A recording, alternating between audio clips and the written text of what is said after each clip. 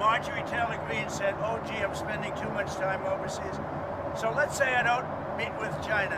You know what's happened right now to Georgia, to every other state? They're not working because your magnets and your rare earths would have kicked in, and there wouldn't be a factory in the world that was working. If I didn't have a relationship overseas with China, with Japan, with South Korea, with all of them, Malaysia, I went to Malaysia, but visited many more countries than that. If we didn't do that, if we just stayed right here, you would right now have no factory anywhere in the world that would be working because of rare earth with China. Not only that, we made a deal with China. We take in billions and billions of dollars. We made a deal with Japan. We take in billions of dollars. We made a deal with South Korea. We're taking in billions and billions of dollars.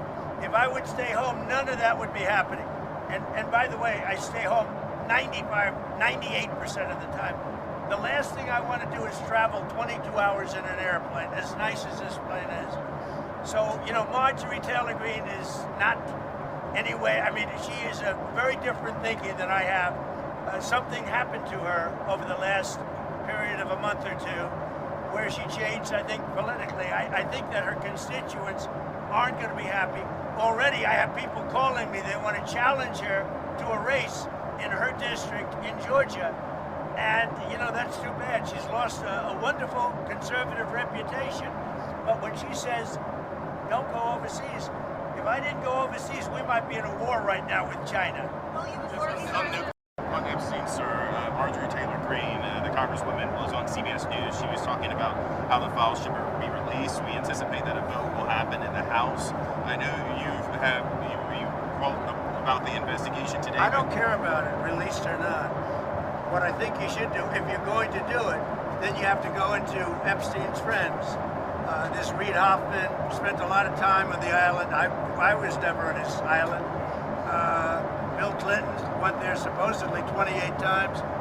You're going to have to look into his friends because, you know, if they're going to do that, and I think the perfect guy to do it would be Southern District, somebody like Jay Clayton. I understand that's who's been assigned. But does the Congresswoman have a point, though? Does Marjorie Taylor Greene have a point? Does she have a point, though? I know nothing about her. On the release of the files, all the files. Well, they can have whatever they want.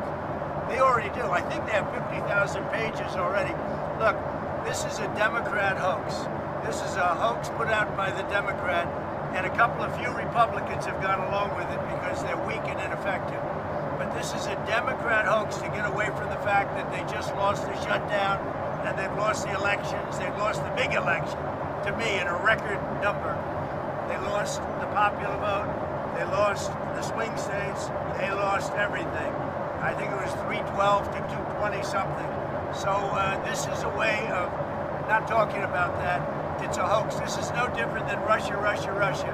And it's headed up by Democrats and some very weak Republicans. I was just wondering if you have a timeline. Very few.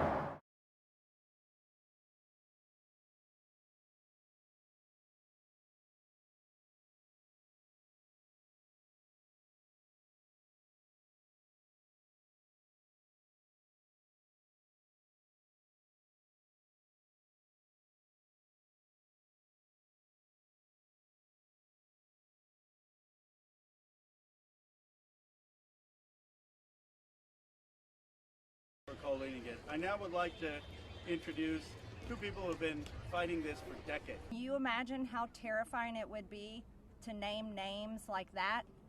These are some of the richest, most powerful people in the world. Gallagher, McCarthy.